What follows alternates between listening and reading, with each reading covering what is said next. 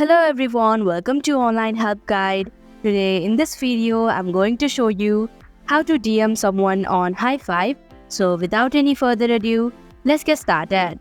First of all, open hi5 application.